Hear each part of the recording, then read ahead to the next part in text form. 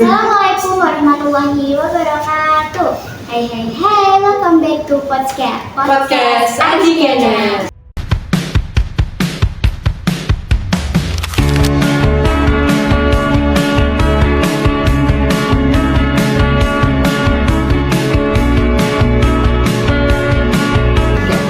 Asikin nontonnya, dapetin ilmunya.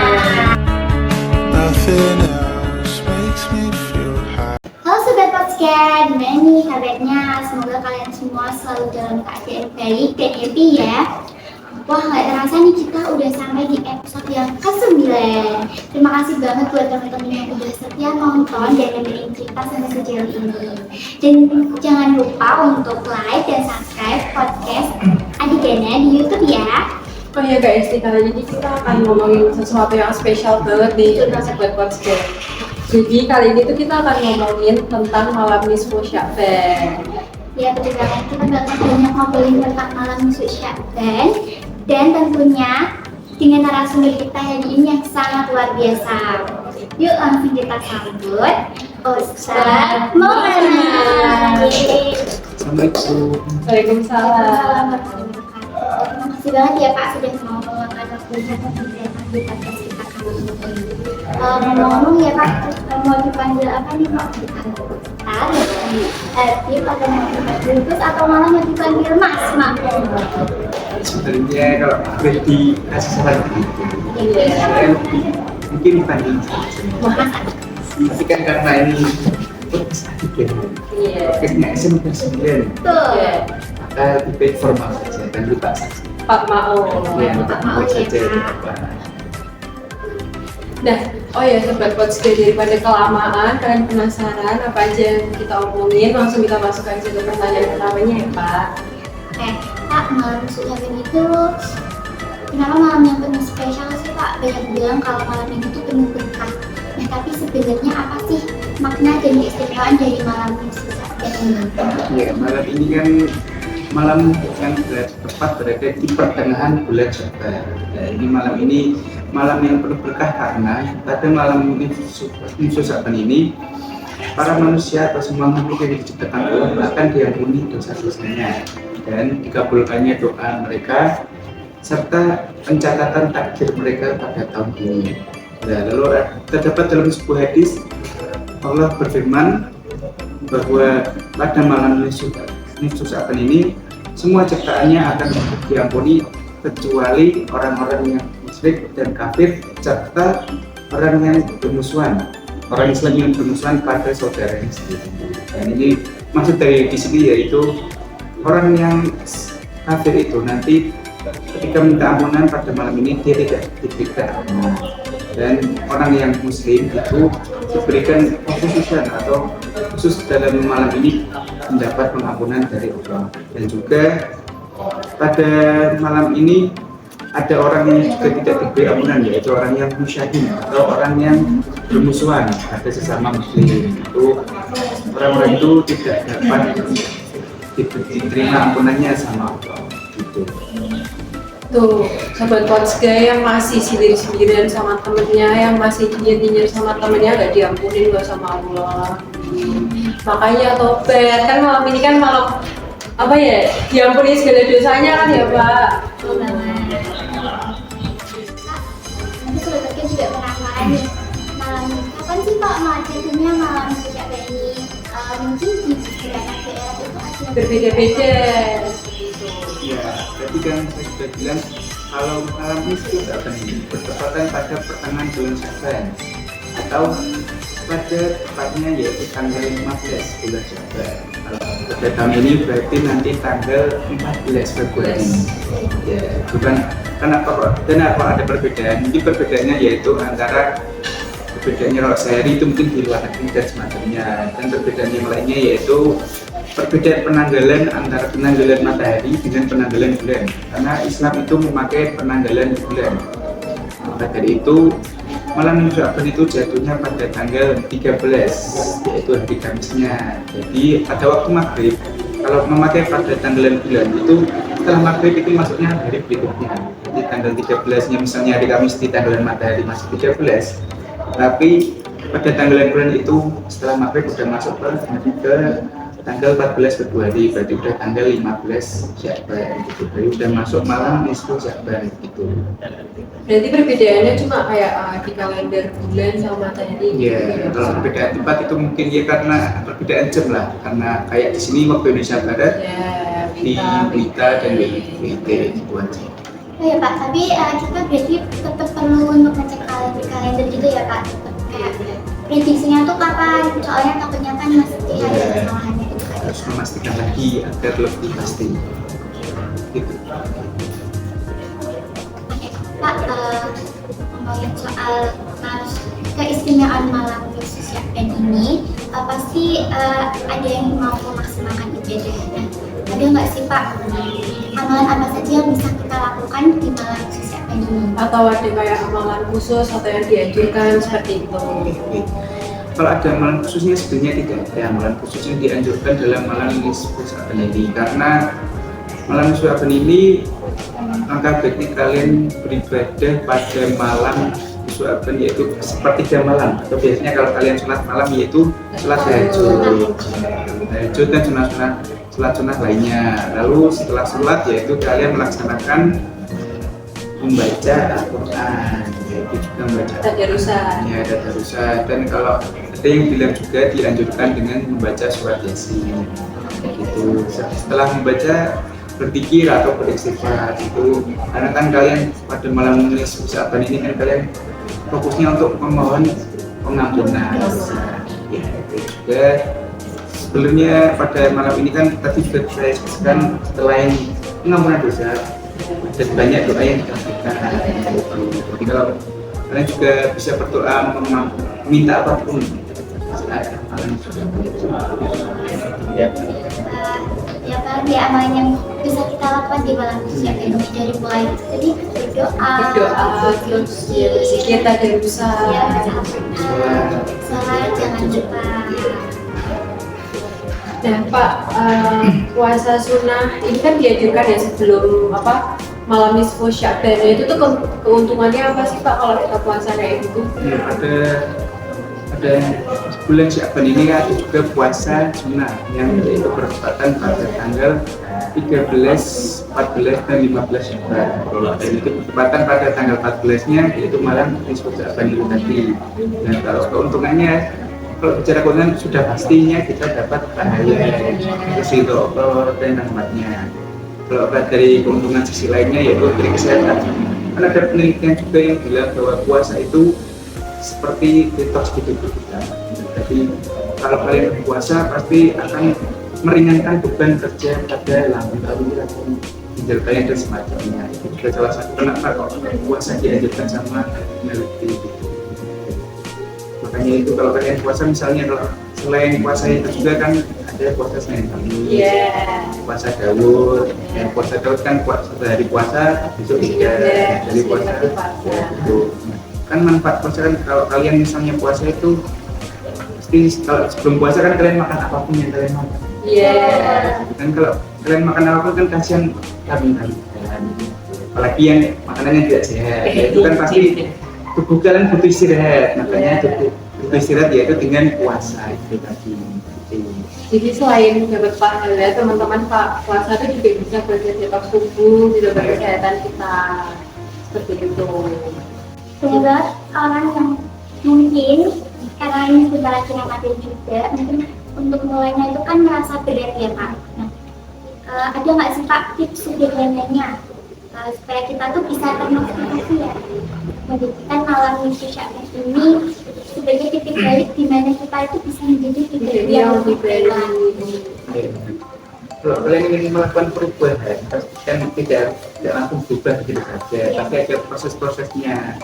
Ya, proses yang kalian lalui yaitu yang pertama, lakukan perubahan yang paling kecil dari diri kalian.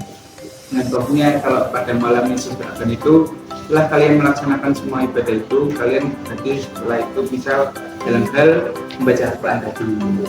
Kalian bisa sebelumnya tidak pernah membaca, jadi membaca sekali atau baru membaca seminggu sekali, jadi tiap hari boleh. Apalagi ya lebih baiknya habis selesai sholat subuh dan maghrib itu akan lebih baik lagi. Sebaiknya membaca Al-Quran itu semampu kalian lah. Misalnya ya 1 lembar atau 1 halaman itu nggak apa. Lalu setelah itu rukun yang kedua yaitu dari ibadah kalian yang lain yaitu sholat. Sholat itu juga penting. Sholat kan merupakan yang agama atau juga sholat itu pada saat sholat kita kan bertemu dengan Allah. Pada saat itu kita harus memaksimalkannya karena dari itu kita tidak boleh menunda-nundanya. Apalagi sholat yang wajib yang waktu itu kan pasti pas subuh misalnya kalian pasti alasannya mager, masih ngantuk, masih subuh kan. Juga kalau di sekolah ini misalnya sholat duhur ini saya lihat di masjid SMK 9 ini kalau sholat pada diajak berjamaah pasti tidak pada sholat sendiri di belakang. Nah ini salah satu harus yang kalian ubah. Kalian harus juga walaupun dia memang lama nantinya tidak apa-apa kan nunggu yang lainnya juga sholat berjamaah. Nah sholat sendiri kalau mau sholat sendiri ajak temannya berdua atau bertiga melaksanakan sholat jamaah berapa. Tapi harus ada yang satu perempuan. Jangan sholat sendiri itu ya. Tuh teman-teman yang masih suka bilang ke temennya nitip sholat atau lagi mager, dengerin nih Pak. Apalagi nitip sholat. Sholat bertipin. Apalagi kalau namanya ditanya bertipin juga. kalau misalnya ditanya ini, yuk sholat, terus jawabannya udah pernah gitu, dengerin nih. Udah pernah. Nah, kalian mau sholatin saja. Jangan ya. Jangan lupa itu sholat. Itu kayak bilang amal-amal yang saya lakukan itu tuh biar kita jadi lama-lamaan tuh kebiasaan gitu ya Kak. Dari terpaksa menjadi terbiasa. Kata ini, kalau kita menjalankan ibadah itu pasti kita ada kaitannya sama konsisten ibadah ya Kak. Mungkin kita masih menjaga ibadah sholat. Ada nggak sih Pak tips and trick gitu biar apa ya kita tuh nggak mut-mutan gitu loh Pak, jadi sholatnya teratur terus bisa konsisten tak ada urusan kayak gitu. Apalagi ya Pak yang ingin super positif itu ada yang kerja, ada yang sekolah, dan melakukan aktivitas lainnya biar kita tuh bisa menjalankan ibadah kita itu tanpa merasa kelelahan. Tapi kalau kalian mau konsisten dalam melaksanakan apapun, pastikan adanya niat yang terdapat pada diri kalian. Nah, apalagi melaksanakan ibadah itu kan pasti kalian merasa sulit karena kalian tidak ada niat dalamnya. Maka dari itu, yang pertama-tama yaitu yang penting kalian harus adanya niat. Karena niat itu kan pasti awal dari segala perbuatan yang kalian lakukan. Kalau mau rajin sholat, ya kalian niatnya pada Allah dan niatkan saya tidak mau meninggalkan sholat karena saya takut dan tidak bisa menjadi perempuan atau kalian bisa menjadi konsisten sholat dan lain dan yang baca Al-Quran kalian males nih belajar. Apalagi kalau saya mengetes di pelajaran jam saya pasti saya suruh membaca dan pada bilang nggak mau itu pasti nggak pernah ngaji. Itu kalau mau diniatkan ngaji dahulu tidak apa-apa. Tidaknya sehari 1 lembar gitu aja. Ayo Pak Maul, kira-kira tuh ada pesan dan kesan ini buat sobat Potsga yang apa ya mungkin ingin memanfaatkan malam Syakban dengan memaksimalkan mungkin. Kalau pesannya yang tadi yang penting kalian jangan lupakan niat kalian dalam melaksanakan sebuah hal apapun, bukan hanya dalam ibadah tetapi dalam hal apapun. Ketika belajar, ketika melaksanakan tugas yang diberikan guru dan melaksanakan ibadah lainnya. Lalu jangan pernah menganggap sholat itu kewajiban kalian.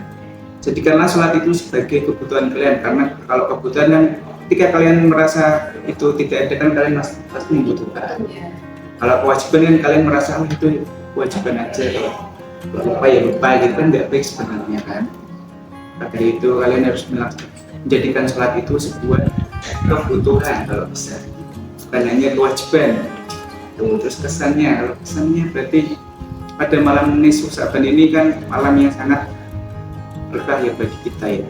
Kan satu dia diampuni dosa kita, terus diabulkannya doa-doa kita dan itulah yang pencatatan takdir-takdir kita di tahun ini. Nah, itu maka dari itu kita kalau memanfaatkannya harus benar-benar maksimal melaksanakan ibadah-ibadah yang tadi saya jelaskan di awal tadi itu. Pak, tapi sebelum mengakhiri ini, saya tuh ada pertanyaan. Saya tuh pernah cari searching di berbagai sumber yang ada. Di Ramadan ini kan ada Lailatul Qadar dan tentunya malam Isra Mi'raj ya Pak.